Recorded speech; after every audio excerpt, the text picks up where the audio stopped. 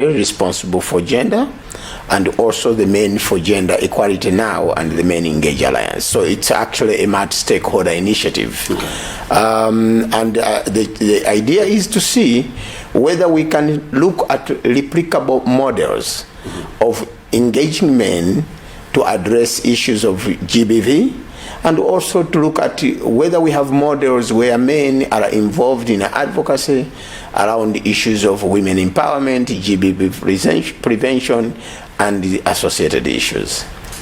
All right. Now, why engage men and boys, in the fight, for gender equality, as you're actually saying it, and also the GBV response and everything?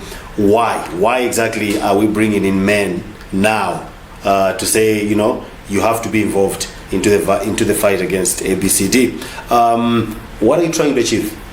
Yeah, so you may wish to know that for a long time, our women counterparts have done a lot of work to fight against gender-based violence, to try to bring gender equality so that women can speak at the same level and platforms as men, be it in public office or in other sectors of society. Women have worked so hard to challenge the unequal power relations, and that we do recognize. But those efforts to this date, while a lot of progress has been made, we still see some gaps. The gaps are that our society is highly patriarchal. By patriarchal, I mean to say that men still control so many areas of decision making and other processes. So for example, we have more men who are councillors. We have more men who are MPs, which means parliament is controlled by men. We have more men who are presidents. We have more men who are religious leaders. We have more men who are traditional leaders. And because the men control these powerful strategic, positions, sometimes it is very difficult for them to think that women have problems. They think from the male perspective. And we are saying, while we don't appreciate the fact that we still have women lagging behind in these spaces, it's not our intention that they should still lag behind. We would want more women in these spaces. But we can make use of these men in these structures to become advocates for gender transformation, to become advocates to end gender-based violence, and to become advocates to bring about gender equality. So we believe we can use the same spaces where men are found and use them as opportunities to create transformation. And having actually said that men's involvement is actually really important, what are some of the toxic masculinities in GBV or everything involved? Yes, so you see, when we look at masculinities, that's men's own definition of manhood. In Malawi, the notion of being a man is actually disempowering the men themselves. While we think by showing certain levels of masculinities, then we are being man enough. In fact, we are being disempowered by the very masculinities. Are you serious? Yes. I will tell you, a Malawian man, even if a woman, a wife, so to say, whether a female partner, says, look, my husband, I'm going to the funeral, but I've left rice already boiled, chicken already prepared, vegetables, they are in a bar, I've put them in the fridge. During lunchtime, my dear, save yourself, otherwise everything is done. You just warm them in the microwave. The wife will come back in the evening. He opens the fridge, everything that was left there is still there. And he says, my dear, I left food for you for lunch. He says, it's all right. Simply because he is used to the notion of being served. It's simply taking food from the fridge to the table. He finds that to be something difficult. Instead, he will go out and eat pashiwaya. Just because the wife wasn't around? Somebody has to serve me. A Malawian man would even ask to be served a glass of water, even when a jug containing water is here and the glass is here. I thought, Mr. Chis, I thought our culture really tells, women to be that respectful to their men. Isn't that a woman showing, being respectful to? If that's the notion of respect, then I'm afraid that it is a backward notion. Is it not that men are now taking it? The understanding is going beyond the actual meaning. No. You see, the idea here is, if you spill water on the floor, do you lose your sense of being a man if you take a mop and clean it up and bring the mop back to where it was? Have you lost your sense of being a man? No. But you see, in Malawi, for a man to take a mop and even on the water he has actually sprinkled on the floor, he feels that is not going to be seen as being man enough in the home. But we are saying it's time now, men should be able to take up some of the care work. And that's why I'm saying our culture is disempowering us. I will tell you, all these young men who go to South Africa to work, they go to UK to work, they go to America to work, now to Israel to work. What type of work are they doing? They're working in the farms. No, it's not just farms. Some is called care work. Care work, yes. They're working. So they work in homes, they work in hotels, they work. Look at hotels, the hotel industry, for example. Who are the chefs? The men. The men. The hotels have large floors to be mopped. The shopping malls have large floors to be mopped. Who mops there? Men and women. Men and women. But the same man who mops in a shopping mall, who mops in a hotel, when he goes home, he says, I'm a man here, I can't mop. So what that means is that women have to do all the care work at home. Men's role in parenting, many more men are absent fathers. They are not there in the lives of their own children. No wonder we have quite a reasonable number of children that are delinquents nowadays.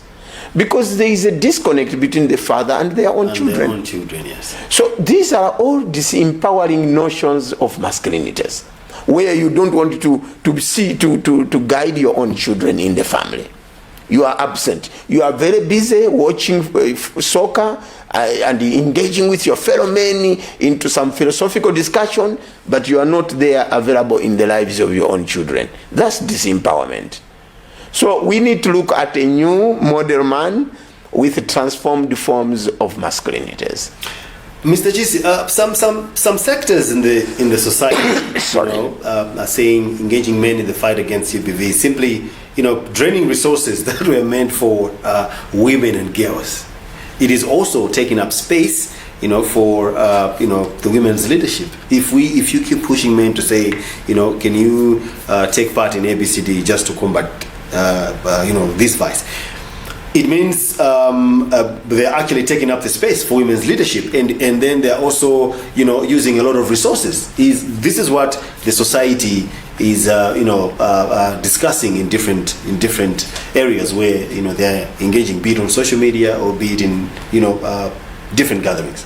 Yeah, so I would not disagree with them. I can only provide an alternative viewpoint. The work around engaging men and boys is not necessarily depleting the resources that should have gone to the women and feminist movement.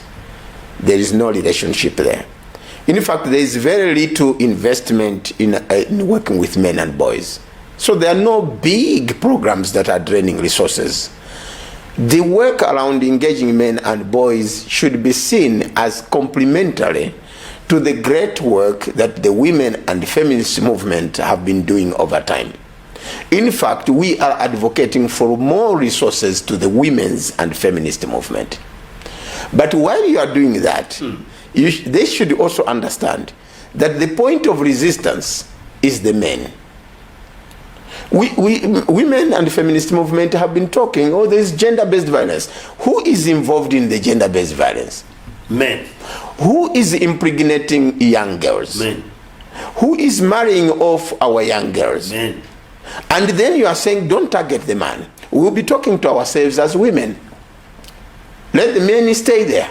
So what you are doing is, you are addressing, it's good to empower women, it's good to empower the girl child. In fact, we need to have 80% of these resources go to girl child empowerment, women's empowerment. But let's not lose the 20% effort that we can put in changing these men so that they stop the violence. So we believe ourselves that with only 20% resource allocation to women, to the men's sector, we will be bringing about a bigger transformation in terms of how men will look at their own definition of manhood and therefore end gender-based violence. But if we look at men only as a problem and never target them, so when will they change?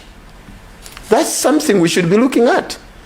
So we are busy talking to women only, to the girl child only, which is very wonderful, because for a long time women have not been empowered. And they need a lot of investment to really bring them to a level of empowerment that society has given to men.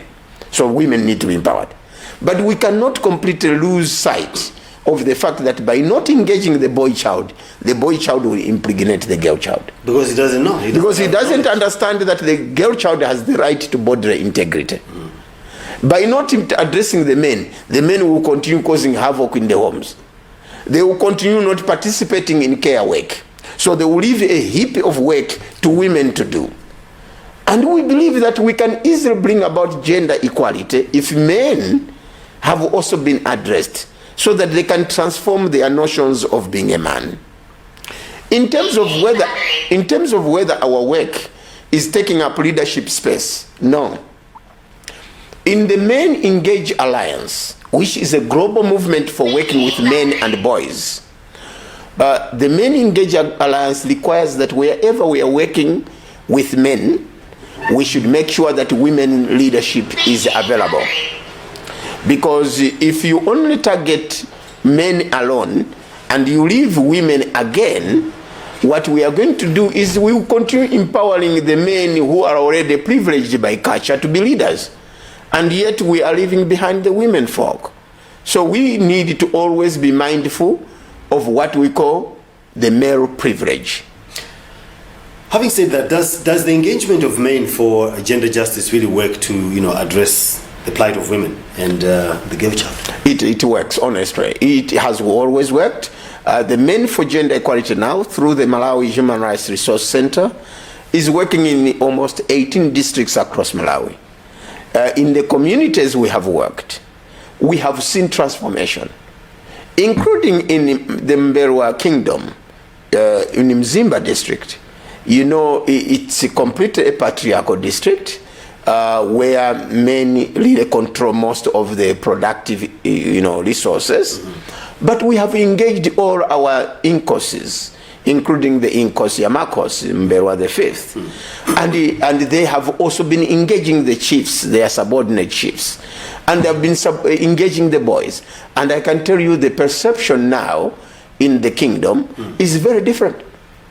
They now are more respectful to women. They now are understanding that if we leave the boy child not to take part in care work, we are actually losing out. Because in any case, our boys go to South Africa in Mzimba, and what do they do there? They work in homes, they work in farms, and yet at home we say, don't do it. And yet the work as the Malawi is developing, including Mzimba. Now we have nice lodges now in Mzimba. But what jobs are there in the lodges? It's washing, it's cleaning. And yet the boys in the homes are told, you can't wash, you can't clean, you can't cook. So we need to be mindful. We can continue to remain in the old ways of doing things. But the economy is saying we are tilting towards care work. As Malawi will be developing, we will have more conferencing facilities. In those conferencing facilities, mostly is care work. And yet in homes, our boys are just sitting on WhatsApp, on Facebook. They don't clean, not even their own bedroom, not even wash their own clothes, not even go on the well to draw water to bath themselves, not for their wife, for their sister, but for themselves. That is disempowerment. Don't you think culture is also playing a big role into, letting men resist to such kind of requests, or trainings, or just the knowledge itself? Yes, so you're right, culture is playing a role, but we are saying we need to transform. That's why we need to create what we call alternative forms of masculinities. Do you know that in the early years, I'm Ngoni myself, I come from the Mberwa Kingdom, in Tie Maulao in particular, in Kos Maulao, and in the early years of our lives, for you to be seen to be a man, you would go to the forest to hunt for animals. If you kill one, you are seen to be man enough. You would go look for, other opportunities and make a lot of exploits. Now, there are no forests to hunt animals. Not so. Which means our notion of manhood has to change. Now a man has to go to the garden and cultivate more crops and earn more money. That's the animal you have now because there are no forests. Now you have to go and work and earn money. That's this new form of manhood, which means culture is dynamic. It cannot remain the same. It has to change with times. And the times now require that men should be less violent, should focus on productive activities, should be, treating women at the same level as they treat their fellow men, should look at a woman as a second-class citizen, because in any case, in a majority of our homes currently, if it were not for women, there would be no food on the table. Do you know that there are times us as men, we ask our wives, many times. Many times we ask because men do not have savings culture. We get the money, we spend it on our fellow men. We are even eager to buy 2 crates on our fellow men, and you never put 3 chickens in the fridge. At home, yeah. And so these are notions of masculinities that we need to change. We cannot continue to live life like that. Planning for the future, for example. Many men don't plan that they are getting old, and that in the future they will need money to take care of themselves. So they are busy spending on their friends now, and yet 10 years down the road, their youthfulness will be gone. Their capacity to raise money will be gone. How would they survive? So all these are areas we need to engage men, because when men now begin to see that their financial muscle is shrinking, they think that their wife is no longer respecting them. And then new forms of violence in old age come. And the people wonder, they have been married for 30 years. Why divorce now? It's because now the man feels I'm not being respected. Because now I'm no longer working. Because I'm no longer the chief executive I was when I was young. So this wife now does not respect me. But what really makes a man feel like that? It's because the culture has exerted all the pressure on the man that he is a provider. And we want to change that notion as well. Everyone, man and woman, can be providers. In fact, now there are many women who are getting better jobs and are earning better money than men. Yes. And you, as a man, you should be able to acknowledge the fact that if you have a wife who earns better than you are lucky. Support her to continue earning better. Great. Now, I'm very interested to know what approach of engaging men and boys you've tried and tested. What has worked so far? Yeah, so we have so many approaches that have worked. The first approach that we have tried and tested is called the husband's schools. In our culture, oftentimes when young women are reaching puberty, they are coached, oriented, and so on, and the boys are not. When the girls are getting married, the focus of marital counseling is also on the girl. You should be doing this to your husband. You should be doing this to your husband. No one really talks to the boy. So as a result, what has happened in the recent past is that you have well-groomed and well-prepared young women ready for marriage, properly coached and counseled. They meet a very ill-prepared young man, and that marriage is dead on arrival. So you find that a marriage is entered into today, 3 months down the road, it's because the man did not understand his responsibilities. The woman understood them very well. So we have husbands' schools where we now teach men what it means to be a man in a domestic setup, in a marital setup, on issues of men and responsible fatherhood, men and economic empowerment of the family, men and their own health, men and family planning, men and gender-based violence prevention, men and creation of an gender equal society in the home. All these are topics for that. We also have tried and tested models called youth work camps, where we also model young boys to be respectful to the women counterparts as they grow. There is also a model called Men Care Campaign. Men Care Campaign is a global fatherhood campaign. So if you Google Men Care, you will find a lot of resources on non-violence. How can men remain a man without being violent? How can a man remain a man by accepting to be challenged or to be positively criticized? Do you know that Malawian men don't listen to women, a majority of them? No. Oh yeah, if a woman says, but amunaranga, isinthu akuti zikuyenda chonchoncho, kumtaye sako izizi, no, ndipanga zimene kuziwa. Are you telling me that I've failed? That's why many men in Malawi are getting poorer and poorer. They don't listen to their wives. They don't listen to their partners. Their partners have good suggestions, but they brush them off. So men who can listen to their partners. So that program is called Men Care Campaign. It looks at fatherhood, it looks at positive parenting, it looks at non-violence, so that you live in families where you don't fight, you don't beat each other, or you don't harass each other emotionally or economically. Then we also have transformative masculinities through contextual Bible studies. Do you know that the Bible in some sectors of society has been used to cause more suffering to women?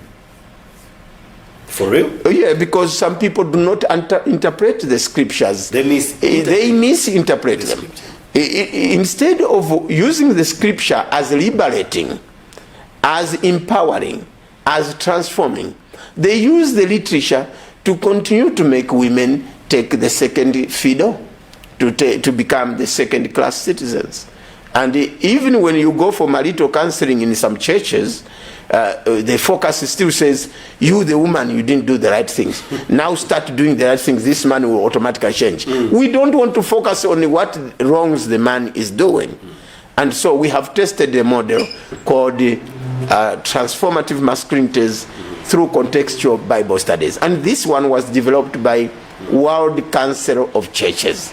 It's not our own model. We are only rolling it out. We also have initiatives called Brother to Brother. This is an initiative that is started at Chancellor College and by Professor Zindawa Shisiza. So he's running that campaign. But we also have the Barbershop Toolbox. This is a UN Women initiative, where we are saying, what do men discuss when they are in the barbershops? And oftentimes we discuss, how can we get more girls, and how can we win that one? Can we use those spaces for productive discussions? Because when you enter a barbershop, your hair is scruffy.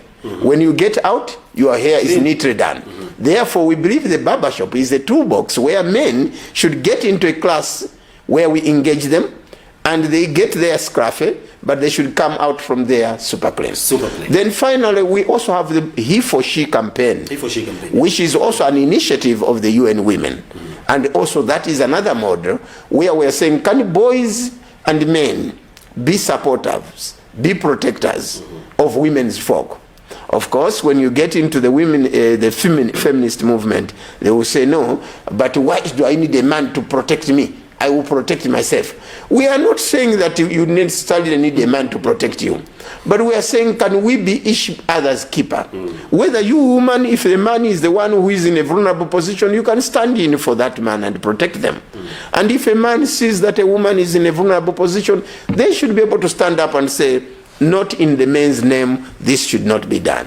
So it's not about, if we say he for she, it means the woman is relying on the man for protection. It's not that. Great. Now, I was very interested, with the symposium that has been organized. I just wanted to understand, to say, what is the role of Megan there? Yeah, so the idea for this symposium is that it's a learning symposium where we bringing in a number of organizations, some locally, and there is a possibility that some will come from outside, to make presentations about replicable models and approaches of working with men. The very questions you asked earlier, is it working? Is the engagement of men for gender justice really working? So we want to share the models that are currently being used, whether it's the he for she, whether it's the barbershop toolbox, the husband schools, the men care campaign, the transformers of masculinities through contextual Bible studies, the youth work camps, which are being championed by AISE, where young people do a voluntary work, where both boys and girls work together in a neutral setup. They do the cooking together. You know, it's a model, we call it work camps, so that we challenge the social norms that says boys can't cook, girls should do the cleaning. In a work camp where youth come, everyone does the same work equally. We want to share these models, and then people will critique whether we can modify some of the models and approaches. Because yes, it's a model, but people can also make suggestions and say, okay, in this model, if you also tweak it and do it in this way, it will even be more useful and more impacting. So it's a conference where we will share replicable models of working with men and boys to end gender-based violence and to bring about a gender equal society. Now, before we close, in a nutshell, what are you trying to achieve by the end of the day? At the end of the 2 days, where men will come in and participate, what are you trying to achieve? And it's not just men coming. It's men and women. Men and women. Because in our work around the engagement of men and boys, we have developed what we call accountability standards.